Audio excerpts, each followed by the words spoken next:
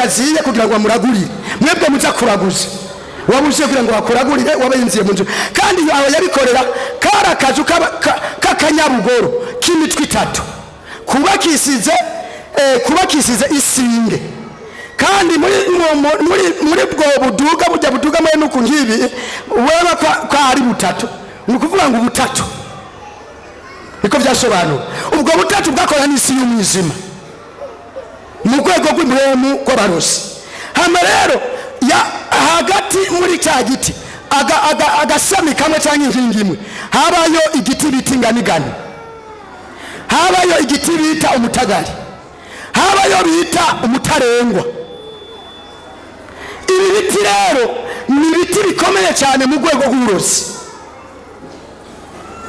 cyane hama rero bigenze uko ako kazu kaba kari kayo mahembe kandi ako kazu hejuru mu gatwe k'inzu bagahomesa isasara n'indarizi iri sasara uri isasara hama n'amaseyinga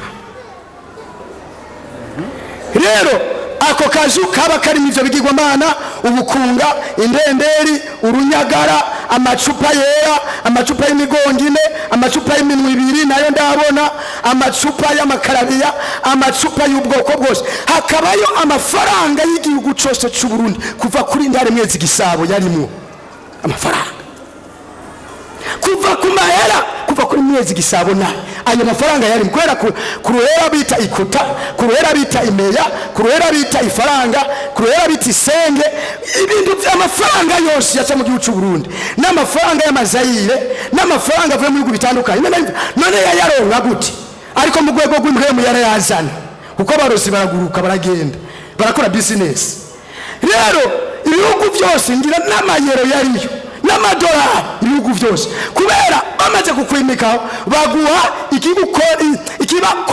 kondane isi yose kugira ngo icyo gihugu giyemo ukigiremo ubushobozi kuko gifitiye amahera yacu y'agaciro akorana n'ubwo bwami rero ibyo bintu rero icyo bita umupfumu cyangwa umurozi ni umuntu mubi cyane utinya kurusha aho wotinya umurozi nicyo gituma ngo umubesi aho wotinya umubesi asumba umurozi aho wotinya umurozi wotinya umubesi kuko umurozi akwisha utarizi ariko umubesi akwisha kuyanga rero umupfumu ameze uko mu rwego rw'uburozi umupfumu ni wakomeye cyane cyane mu bintu ndabonye nicyo gituma abantu bagenda ku bapfumu mwararotswe nicyo gituma babasengera intumwa y'Imana ikabasengera ariko mukaguma musi y'ubushobozi mukaguma mubona amarevetation yo yitepeta imbwemu zitepeta z'ivyago mukiyumvira ati niko yasengeye ni biki unyuma y'umwaka ibindi vyago biriyongeye umwaka wakize umwaka warosamaho wateye imbere ariko inyuma y'umwaka cyangwa inyuma y'amezi 2-3 runaka wongeye gusubira mu vyago hari igisaniro kiba kiko kirarekana mw'abantu mwavuye mu miryango y'abapfumu cyangwa y'abarozi pole ndabaye pole ntabwo vyoroshe kuko bisaba gutangira imazi cyane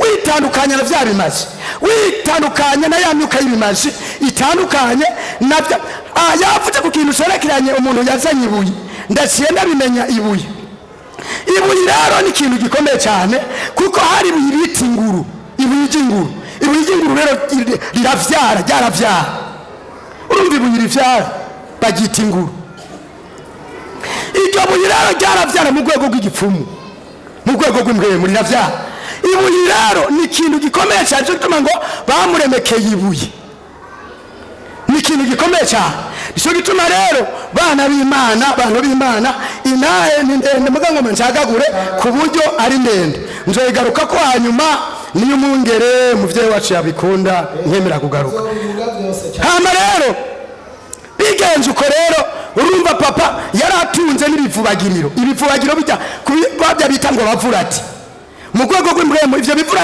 bivurati ari byo bivubagiriro byaba ari inzo kuvuga ngo intango akayimena akayikatuku hama akaca bitereka ari bibiri akaca bisiramwo imiti y'ubwoko bwose n'ibintu by'ubwoko bwose bimera bitandukanye hama rero akaca bisiramwo hajya korotsa urubura yacateramo n'urubura. Ni ukuvuga ngo igihe wumva ngo agiye kuvuba imvura yarabipfundikira, apfunduruye imvura yabayivuze ngo arayivubye, yacasingamo inkoni. Biba asinzemo inkoni, ya nkoni niwe bamuha ikabira, imvura yatsigwa. Rero bwari uburozi bukomeye cyane nikera. Hama rero ivyo narabibayemwo. Rero icyo ngomba kuvuga, ngomba kurangiriza ko naho mbona umwanya ari muto, ariko reka marize. Hama rero bigenze uko niyo jewe ndagenda ndakizwa. Mugabo ndakizizwe, reka mvuga ibyabaye muri Kongo. Ndagenda muri Kongo, maze kugenda muri Kongo atandukanye, ndahura n'umupfumu yarakomeye cyane yitwa Ramazani. Uwo Ramazani yari Makobora, yari umupfumu akomeye cyane mu rwego rw'impemu. Yagomba ikingwa kugara ingo, kuzitira ingo.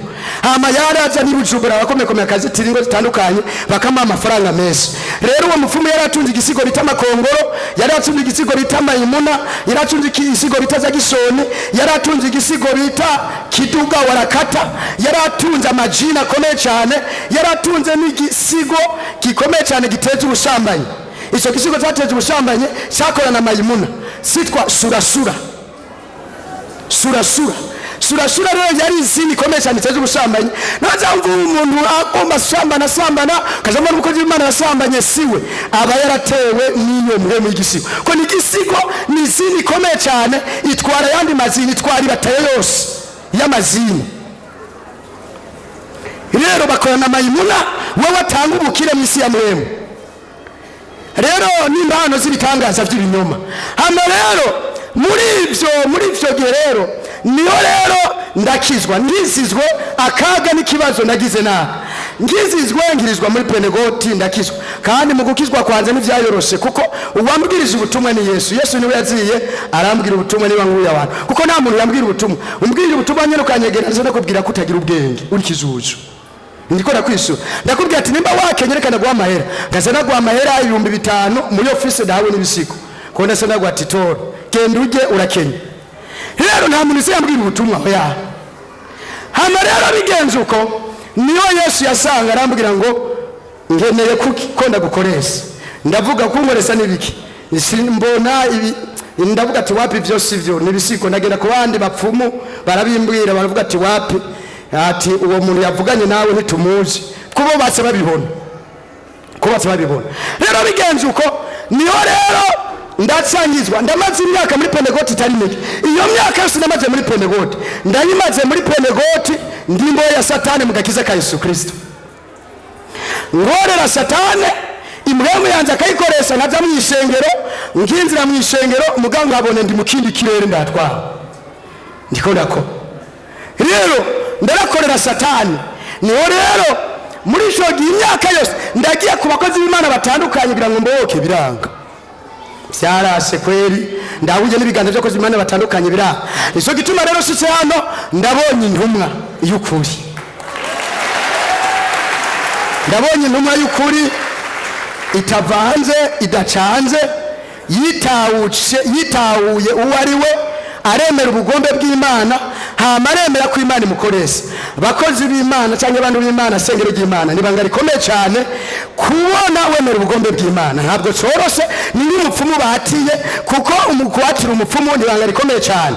Hama ubupfumu bugenda gute sinarivuze kanze kumayanga. Ubupfumu rero hama rero buri kumwaka cyakimaze yatanga ikimazi. So kimazi rero yakerera amaraso, akakura ko amaraso, ahejeje gutanga ya maraso rero akereye yasakerera n'inkoko, inkoko yera cyangwa itukura, isaki cyangwa inkokokazi.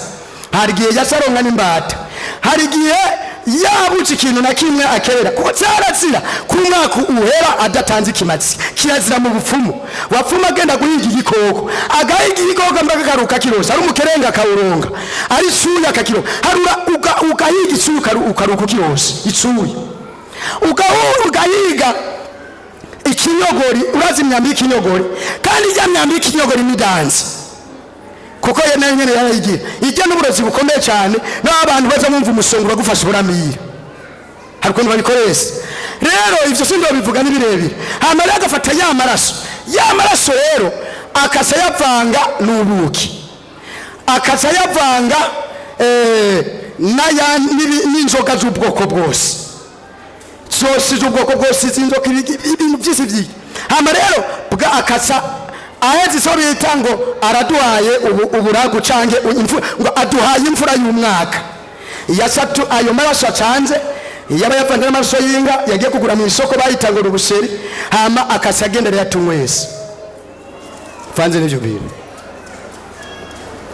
Kandi nta mwana yanga uwagize ngo rakizizwe yitwa Ndayishimiye akirizwa muri Pentecote arabatizwa yasi yamwitse kandi yasi yamuhamba ari mwihambira navyo kuvuga ngo leta ya leta yarakuba saratanga arabasusurira sabirahe abasoda niki sabirahe basabura mureka kandi yamuhambye mu rugo kandi kizira. Rero umupfumu ni wa murozi wa mbere akomeye cyane. Mw'abantu mugenda ku bapfumu pole cyane yafata amavyi y'agakara. Hari abantu baciwe amavyi y'agakara no kuvuga ngo uciye usunukira abantu akayavanga akayaguca. Yaba rero abagomba ugira imikosi agafata amavyi y'igihimbi kiranuka akatafata amavyi y'igihimbi akayacanga akayagukata agomba unukira abantu vyiko nagira umuntu akwemera itseyi cyo ngo bamuroze itseyi. Ni ibintu bikomeye cyane abantu murogwa kandi mumurogegwa ku bapfumu.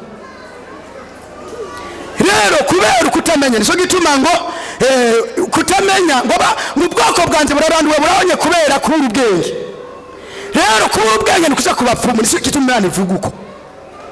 Rero mubimenye rero hama bigenze uko nta mupfumu avura. Umupfumu n'umurozi akomeye cyane arahwamika. Hama rero bigenze uko akatumwesa aje kuje tumwesa wewe waca wishanga uri muri sokirere c'ubupfumu kandi wacu usanga uri ko yakoreshwa n'ubwo bushobozi. Hama rero mbunzi nsitse hano reka ndabicagagagure uko nuva umwanya ugiye sitse hano no ndavyumva ku radio nduse ndatembe amasenga atandukanye ane Bujumbura nduse mvuga ndo bivamo gute nditsuza mvuga ati yo pfuma mbere narigeze kugwega mvuga ati ngomba subire mwisi ngomba zisubirire mwisi.